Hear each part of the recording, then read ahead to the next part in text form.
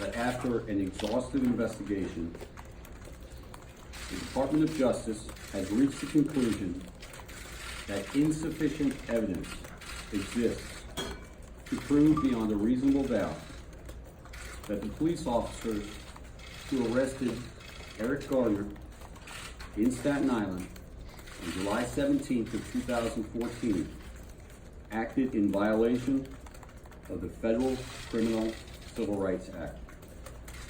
Consequently, the investigation into this incident has been closed. We met with Mr. Garner's family earlier this morning and shared our findings and decisions with them.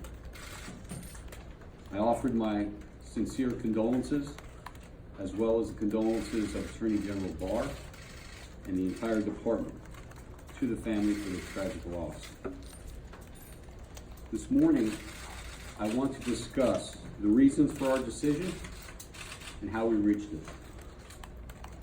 While the department does not normally publicly discuss a decision not to bring charges, we felt that this matter was an exception because it means so much to our community and beyond. Before I continue, let me say as clearly and unequivocally as I can that Mr. Garner's death is a tragedy. For anyone to die under circumstances like these is a tremendous loss. For the family to suffer as this family has for too long has only compounded the loss. But these unassailable facts are separate and distinct from whether a federal crime has been committed. And the evidence here does not support charging Police Officer Daniel Pantaleo or any other officer with a federal criminal civil rights violation. Admittedly, many may disagree with this decision, and that is their right.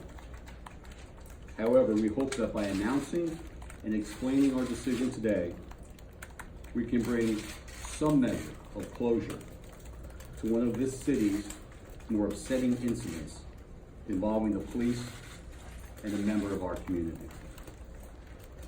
To fully understand how we made this decision, I want to briefly discuss the applicable law.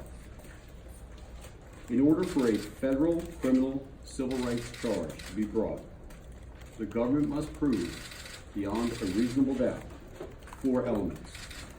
First, that the officer acted under color of law.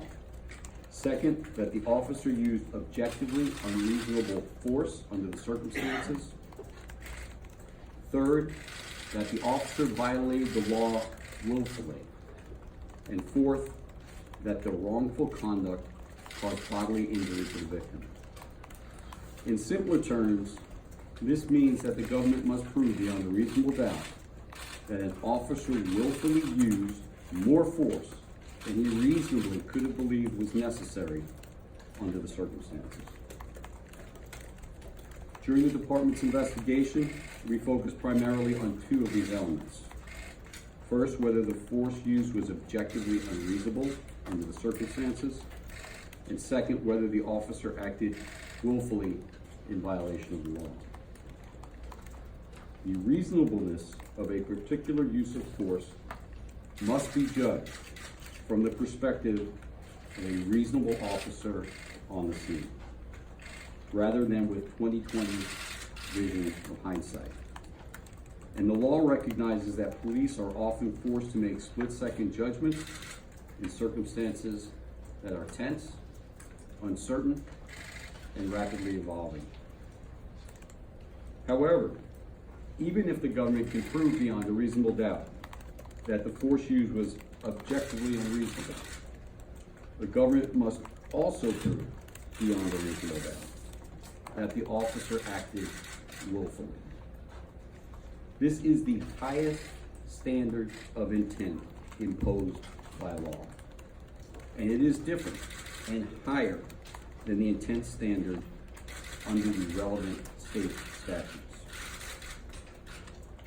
While willfulness may be inferred from blatantly wrongful conduct, such as a gratuitous kick to the head. An officer's mistake, fear, misperception, or even poor judgment does not constitute willful conduct under federal criminal civil rights law. What all of this means is that even if we could prove that Officer Pantaleo's hold of Mr. Garner constituted unreasonable force, we would still have to prove beyond a reasonable doubt that Officer Pantaleo acted willfully in violation of law. Eric Garner's arrest was largely captured on video, and the video has been replayed in the media on countless occasions. Like many of you, I have watched that video many times, and each time I've watched it, I'm left with the same reaction, that the death of Eric Garner is a tragedy. And I know that every one of my colleagues who reviewed the video share the same sentiment. The job of a federal prosecutor, however, is not to let our emotions dictate our decisions. Our job is to review the evidence gathered during the investigation, like the video, to assess whether we can prove that a federal crime was committed. When viewed in its entirety, the video documents a tense and escalating encounter between Mr. Garner and the officers. It shows that the officers had to make split-second decisions under stressful circumstances. The video shows that the officers' initial actions were in accordance with established police tactics and procedures, but that the situation deteriorated as it progressed. At the end of the day, however, the video and the other evidence gathered in the investigation does not establish beyond a reasonable doubt that Officer Pantaleo acted willfully in violation of federal law. Now let me address the video and some of the other evidence. On July 17, 2014, Officers Justin D'Amico and Daniel Pantaleo attempted to place Eric Garner under arrest. The officers were acting that day under direct orders to address complaints about the sale of untaxed cigarettes in the vicinity of Tompkinsville Park in Staten Island. Mr. Garner resisted arrest, both verbally and physically, and consequently, the officers were permitted to use force to effect the arrest. That force, of course, had to be reasonable. After Mr. Garner resisted arrest, Officer Pantaleo appeared to attempt two approved NYPD tactics, both of which involved the use of force. First, he appeared to attempt an armbar, which involves pulling the hand of a person down while the officer goes behind the person to gain control of him, to put handcuffs on him. As the video makes clear, Mr. Garner twisted his body and freed his arms, evading Pantaleo's grasp, and avoided being placed in handcuffs. Officer Pantaleo next appeared to attempt a second approved tactic, this one called the rear takedown or seatbelt. In this tactic, an officer places one arm under a person's armpit and the other hand across the shoulder and chest of the person in order to unbalance the person and bring him to the ground. Here, Officer Pantaleo placed his right arm under Mr. Garner's right armpit and his left arm on Mr. Garner's shoulder and upper chest, with his left palm facing out and away from Mr. Garner's neck. At this point, there is nothing in the video to suggest that Officer Pantaleo intended or attempted to place Mr. Garner in a chokehold.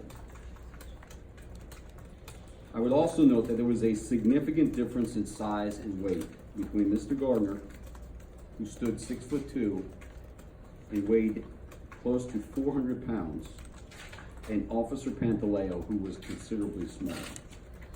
and it is clear that this disparity in size and weight contributed to Officer Pantaleo being unable to bring Mr. Garner under arrest quickly and without further incident. Officer Pantaleo then attempted to complete the rear takedown to put Mr. Garner off balance. This is where the situation rapidly deteriorated. As Mr. Garner and Officer Pantaleo struggled, Officer Pantaleo held on to Mr. Garner, and both men fell backward.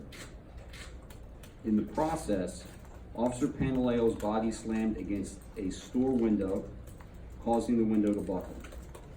It appears that in response to that collision and to maintain a hold on Mr. Garner, Officer Pantaleo wrapped his left arm around Mr. Garner's neck, resulting in what was, in effect, a chokehold. Officer Pantaleo maintained that hold on Mr. Garner for a total of approximately 7 seconds. During the first few seconds of that hold, the two men were falling to the sidewalk. As has been widely reported, Mr. Garner stated, "I can't breathe." But I would point out that he made this statement only after he fell to the sidewalk and after Officer Pantaleo released his grip from Mr. Garner's neck. Significantly, Officer Pantaleo was not engaged in a chokehold on Mr. Garner when he said he could not breathe. And neither Officer Pantaleo nor any other officer applied a chokehold to Mr. Garner after he first said he could not breathe. I want to repeat that last statement because it's very important to the understanding and analysis of this case. Officer Pantaleo was not engaged in a chokehold on Mr. Garner when he said he could not breathe. And neither Officer Pantaleo nor any other officer applied a chokehold to Mr. Garner after he first said he could not breathe.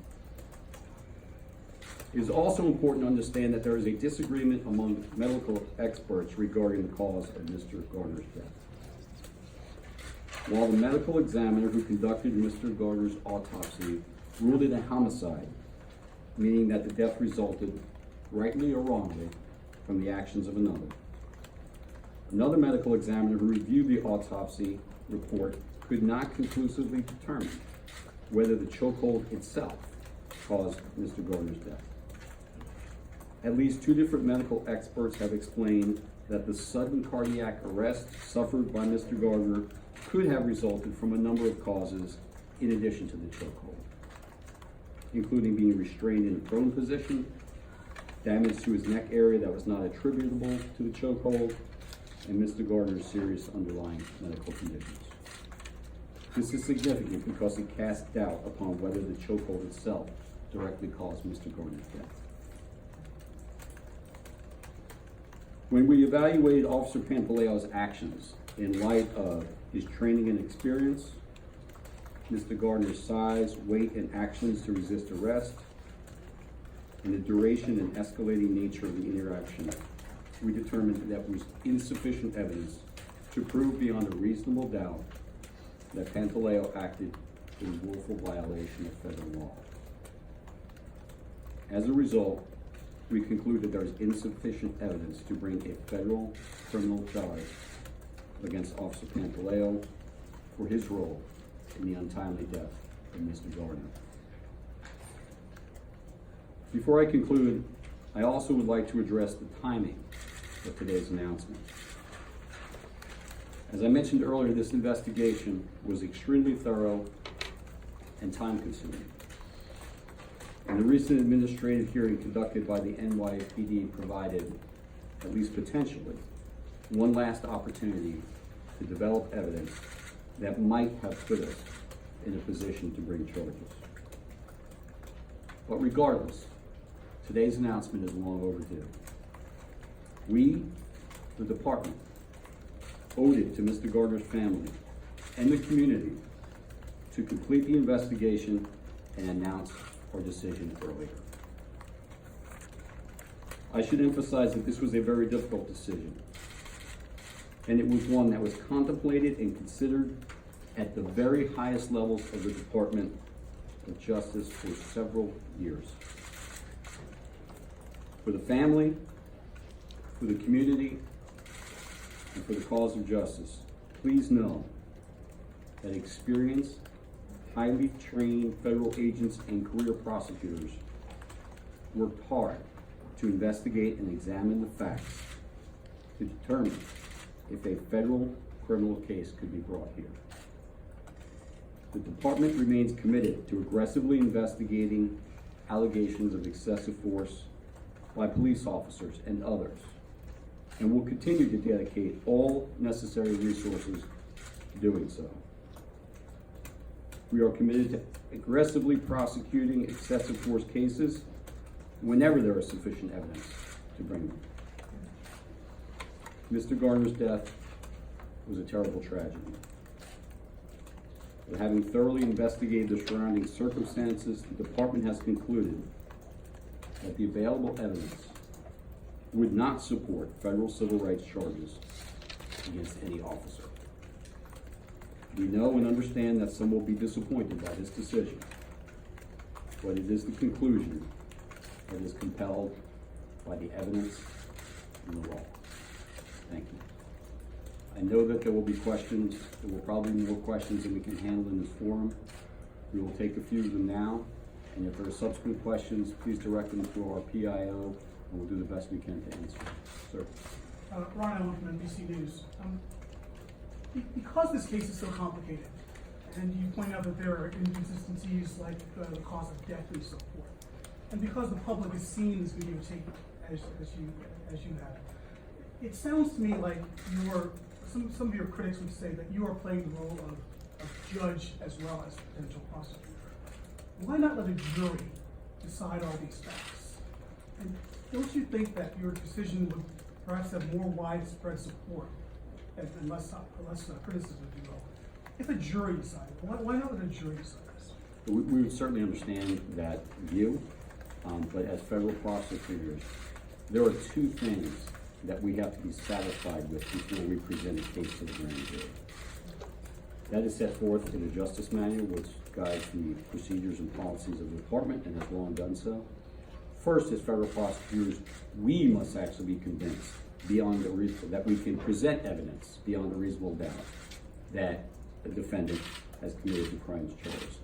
Second, we must be convinced that there is sufficient admissible evidence at trial, both to gain a conviction and to sustain it on appeal. Because in this case, after the full examination of the evidence, we've determined that we, as the prosecutors, are not convinced that this particular defendant or potential defendant committed the offense. We would not go ahead and present it to the grand jury under long-established department policy. Despite what we see on the videotape, you're saying this wasn't even close. I'm saying it was a difficult decision, and that's in part why it took so long. Certainly there was a desire by many people who worked on this case over many years to do everything we could to determine whether charges could be brought. I would say that obviously the fact that it was on video made this different from some other cases where we don't have that sort of compelling evidence up front. But I'm not going to gauge whether it was close or not close. I'm just going to say that we put a lot of time and effort into this. There was a lot of thoughtful discussion between the department, and this is the conclusion that is driven by the evidence in the law. Yeah. Can you describe the meeting with Garner's family this morning? Did you meet with them personally? And they expressed some concern, saying that they weren't given an explanation about your decision and why, and just condolences. So can you share a little bit? I did, yes. We did meet, my leadership team and I met with the Garner family and some of their advisors this morning. It was an uncomfortable meeting because it was very difficult, obviously. And they were upset and they had questions that we tried to answer. I will say, as one of their advisors pointed out in the meeting, that the family has consistently called for peaceful protest in the spirit of members of our society who have the best interests of our city at heart, and I echo that.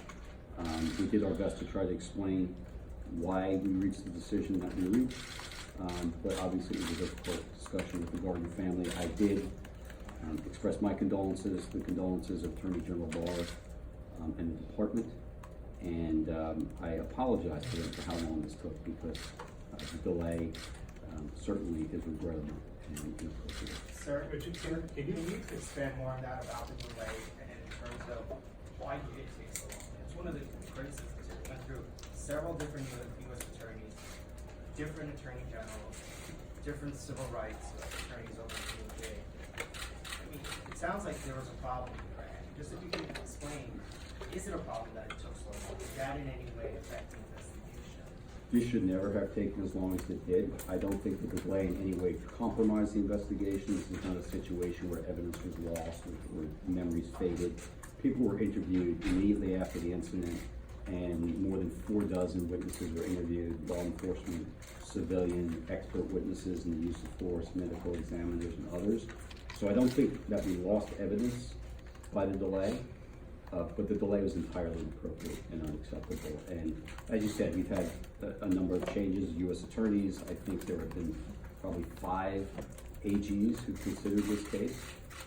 Certainly that was part of it, but I do think it was a delay due in part to the fact that people wanted to be absolutely certain that we had looked at every factor, every aspect of this case before a decision was made to the client. Can you speak to the split between this office and the Civil Rights Division in the Justice Department that have seemed to simmer for years? I'm certainly not going to comment on the internal deliberations of the department. I will say that we have over 100,000 employees, and everyone has their role. There was a tremendous amount of discussion within the department over years, in part because of change in administration, tremendous amount of briefing, a tremendous amount of discussion. I will say that at the end of the day, Attorney General Barr thoroughly considered this case and made a decision himself, and that is the decision. What about when Eric Garner was on the ground? Statute of limitations expire. Is there, because there's debate amongst legal experts. I understand. I'll address this, and then I'll ask that you direct any further questions to the PIO, and we'll answer them the best we can. I know there's an issue about statute of limitations. So the way this comes into play in this case is there are questions about exactly how these different factors, including the chokehold and other things, contributed to Mr. Garner's death. Because of that, and because of the questions about what exactly caused the death and what combination of factors caused the death, we viewed this as being a case where the government, if it could prove a case at all, could prove beyond a reasonable doubt, perhaps, that Mr. Garner suffered serious bodily injury as a result of the officer's action. That charge has a 5-year statute of limitations. And that's why, in abundance of caution, we made sure that it was thoroughly reviewed and a decision was made before that 5-year statute of limitations was triggered. You talked about Again, thank you all. You can direct further questions to the PIO, and we'll address them the best we can. Thank you.